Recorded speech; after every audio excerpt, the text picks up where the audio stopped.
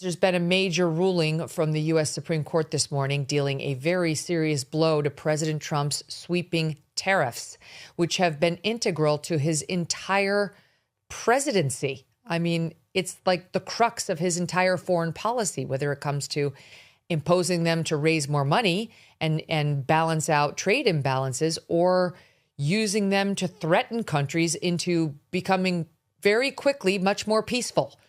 In a 6-3 decision, the High Court saying he cannot use emergency law to impose global tariffs, ruling that that authority belongs to Congress, not to the president, and it has not clearly been delegated.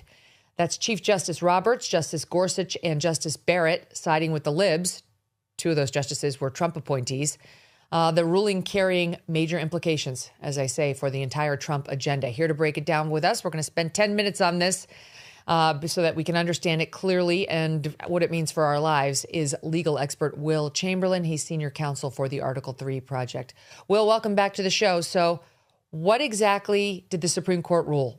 They ruled 6-3 that the president cannot use the International Economic Emergency Powers Act to impose tariffs. That's the extent of the ruling.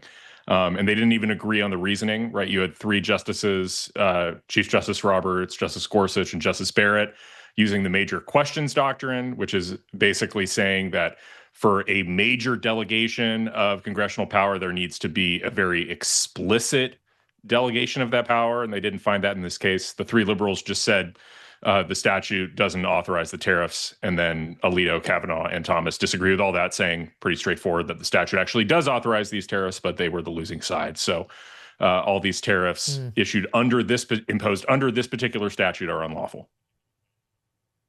And it's some 200 billion worth of tariffs. I mean, it's a big number that have been issued so far. So what does this mean for all the tariffs that Trump has implemented in the first year of his presidency?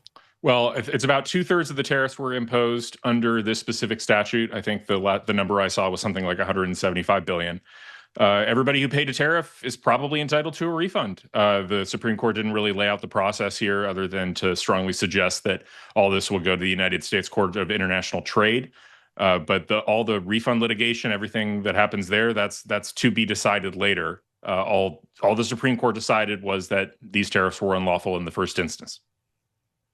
So are we going to get sued by other countries? Is that who's going to sue us, saying, I want a refund of all the tariffs I paid to the United States? No, it's going to be the actual people who paid the tariffs. And remember, that's United States citizens and importers. So like when you import something from a foreign country, you, the importer, are responsible for paying the tariff. The foreign country isn't, the foreign manufacturer isn't. So that's who ultimately will pay the tariff here. I mean, I guess it's theoretically possible, some foreign entity might make an argument that they were damaged by these tariffs because they sold fewer of the product than they would have otherwise, and maybe they'll have some claim against the United States for that. I doubt it. I think that the people who actually have a legitimate claim are the people who paid these tariffs and then are entitled to refunds. To me, this seems like the biggest losers will be our poor lawyers at the Department of Justice, who are already stretched too thin, who now are going to have to litigate all these claims on who deserves a tariff and who doesn't. But Trump is going to try to argue that he has the ability still under different statutes to levy tariffs. Will that help? It might help him going forward. Will it help him with any of these back tariffs that he's already issued under the statute they've said he can't use? I don't think that'll happen. That'll help backfill anything here, right? Those tariffs are unlawful, and they weren't imposed under the other authorities. And I mean, there's a reason he used the emergency statute. There are a lot fewer hoops in terms of imposing some sort of tariff or bar on imports using the IEEPA. But there are other authorities. I mean, there are product-specific authorities that he has that allow him to bar imports of specific or tariff imports of steel, for instance, or cars. And there are also nation-specific authorities that he has outside of the IEEPA that he could do, that he already has used on China, for example. So, it's not the end. He's not powerless. He's not now powerless to issue tariffs. He just cannot do the sweeping scheme that he's been doing, where he's been using them as a carrot and a stick to do a whole bunch of things, including stop fentanyl from crossing into our borders, to stop countries like India and Pakistan from having a war, and to to right the trade imbalance that he walked into, that he inherited when he became president. And now all of that is into question. So on a go-forward basis, he does have some possible tariff schemes he can impose. Retroactively, maybe not so much. So what would you say is the net effect of this on the Trump agenda? Well, it weakens it. I mean, there's just no getting around that. It's a bad ruling for the Trump administration. It's really bad for the country because I mean, the tariffs are a key part of the president's arsenal in negotiating with foreign countries. And if foreign countries know that Trump is a little more handcuffed in how he can impose tariffs, then there will be more reluctant to make concessions in trade negotiations. It's as simple as that. I think Justice Kavanaugh had the best of the argument here. I thought Congress clearly delegated this authority to the president, and it makes sense that they would because tariffs are so interwoven with our economic negotiations with foreign countries that you want the president to have the flexibility to be and the credibility to be able to impose tariffs when he needs to. So, yeah, I think this was a bad ruling from the Supreme Court. No, and it's gonna hurt the president. Is it devastating? No, but it's gonna hurt the president and it's gonna hurt the country. We had good old Alito and Thomas siding with the conservative POV, and Justice Kavanaugh, who's been more moderate, saying, yep, I'm with these guys. And then you had Gorsuch and you had Amy Coney Barrett going with John Roberts to side with the three libs on this. I will say, what do you make of this Gorsuch quote? Because I like this. I don't love a hugely powerful executive because I'm always thinking about who's coming next, right? I certainly don't want to see a hugely powerful Gavin Newsom or AOC or Gretchen Whitmer. And here's what Gorsuch wrote. A ruling for him here, meaning the president acknowledges, would afford future presidents the same latitude he asserts for himself. So another president might impose tariffs on gas-powered automobiles to respond to climate change, or really on virtually any imports for any, quote, emergency any president might perceive. And all of these emergency declarations would be unreviewable. Just ask yourself, what president would willingly give up that kind of power? This is what Gorsuch does. He reels you in with comments like that make you think about AOC and my gas-powered car.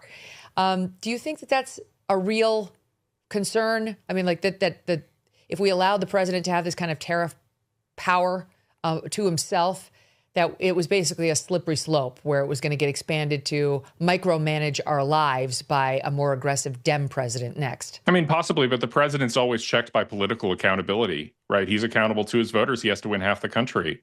And if Congress doesn't like the extent to which the president is using the power granted to him, they can always change the statute.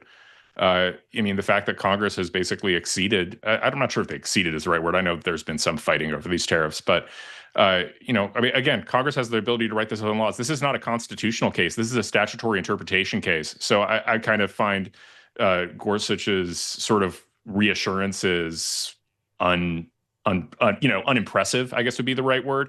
It's a statutory interpretation case. I thought Kavanaugh had the better interpretation of the statute. I thought the dissenters had it right. And so, obviously, yes, the president should only be able to exercise the authority given to him by Congress. The real question at dispute was how much authority did they give him? Right. So if we don't like that amount of power, take it up with the U.S. Congress. If you believe this statute did, in fact, delegate the power to issue these tariffs to the president, it wasn't about how bad or good that might be. It was about did they or didn't they? Well, this court has found they didn't.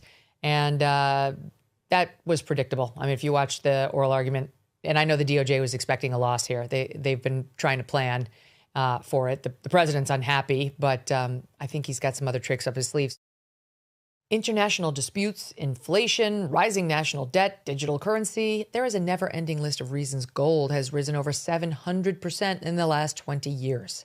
And a never-ending list of reasons smart Americans diversify a portion of their savings into precious metals with Birch Gold Group. Gold can thrive during uncertainty, which is why it is a crucial part of a balanced strategy. It gives you peace of mind given all the events that could impact the U.S. economy. See if holding gold in a tax-sheltered retirement account is right for you. Birch Gold can help you convert an existing IRA or 401k into an IRA in gold. Just text MK to the number 989898 to receive your free info kit on gold. There's no obligation, just useful information. With an A+ rating from the Better Business Bureau and tens of thousands of happy customers, consider letting Birch Gold help you diversify with gold, so you too can have peace of mind regardless of the uncertainty. Text MK to the number 989898.